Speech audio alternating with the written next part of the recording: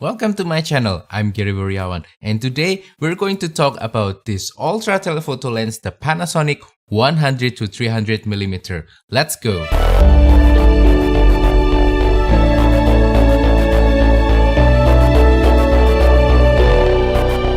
Now before we continue with today's video, if you are a current subscriber of my channel, welcome back. I hope that you will enjoy today's video and thank you always for your support for my channel.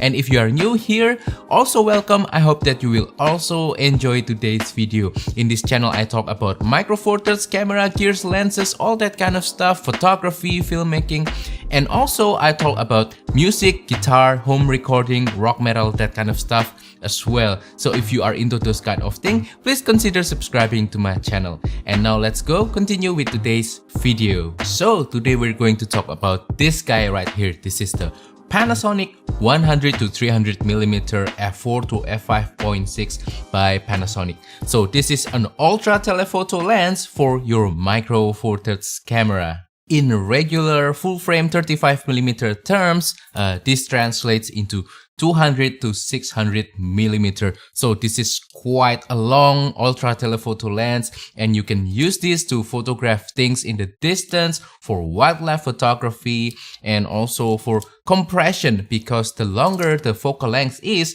you can compress the background and make it look bigger in comparison with your foreground or your subject. So I bought this lens in 2014 when I first switched to micro four thirds, and I used it on my already sold Panasonic GX7. And this lens is actually one of the reasons why I switched to micro four thirds. Yes, this lens is the reason I switched to micro four thirds, because as an ultra telephoto lens, this is actually quite small and quite lightweight.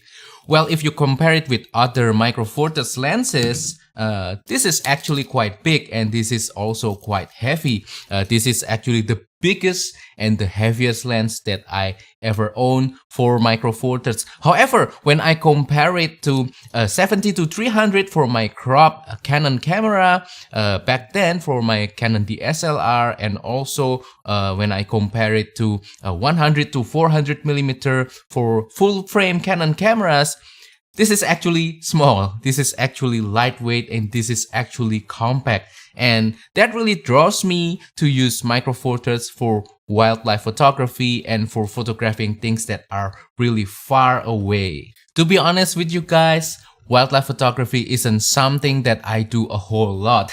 In fact, there's only a few times when I really do wildlife photography or photographing something that are far away. And thus, that means that I don't really use this lens that much. And that's also why I already have this lens for a long time, but I haven't really give you my thoughts and my experience and my observations about this lens yet.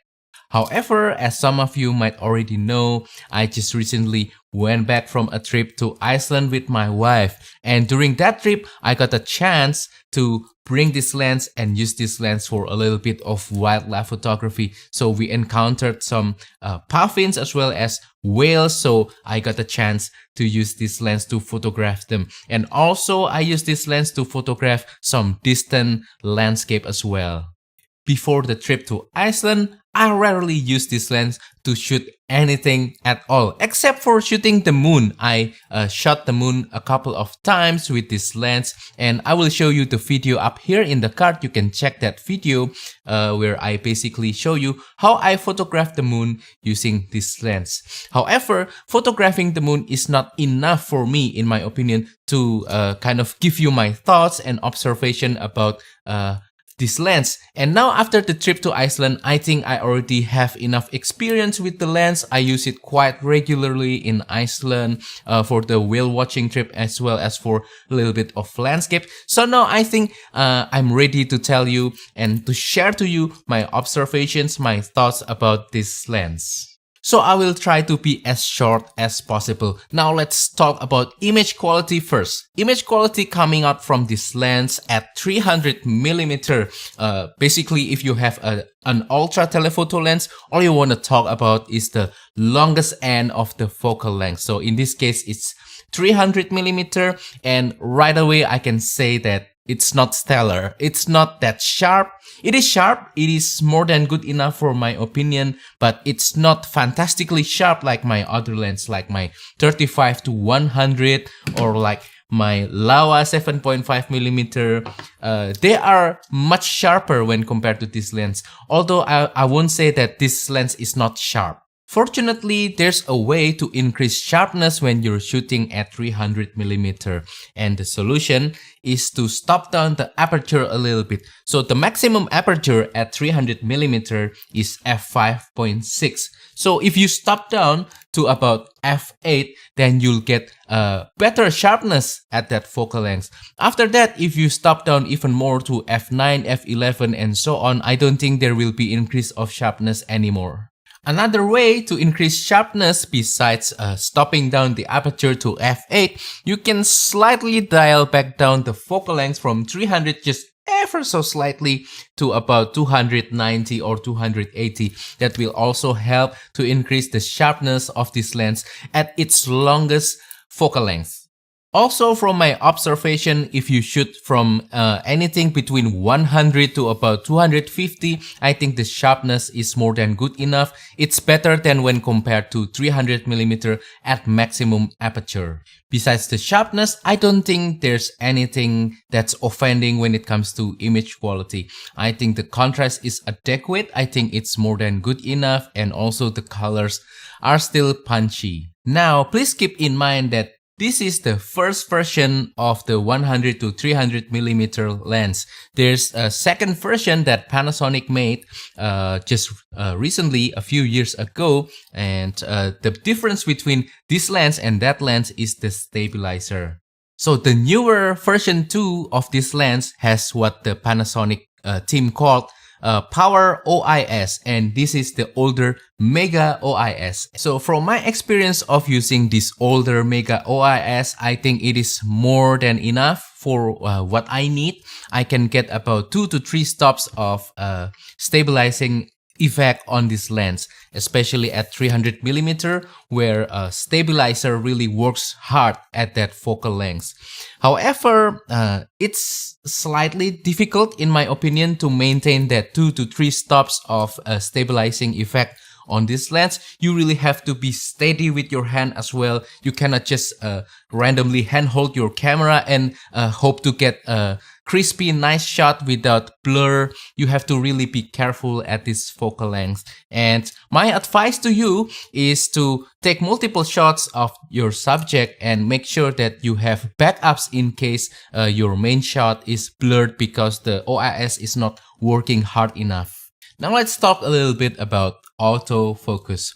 So when you photograph distant landscape or the moon or something that is just a static object that doesn't move, the autofocus is more than good enough. It can catch your subject pretty quickly and also accurately, and you can get the shot easily.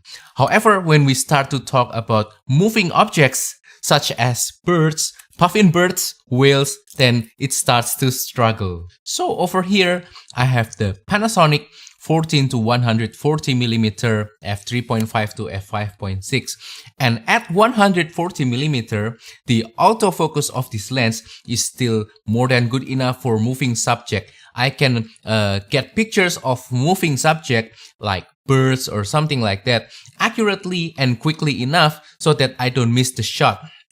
However, with this lens, at all focal lengths, when it comes to moving subject, it struggles. It hunts down the focus. It kind of goes back and forth a little bit, and sometimes it misses focus, especially if you are using all points focus. So you have to change to a single point autofocus, and yeah, single point autofocus is kind of more accurate compared to the all point autofocus.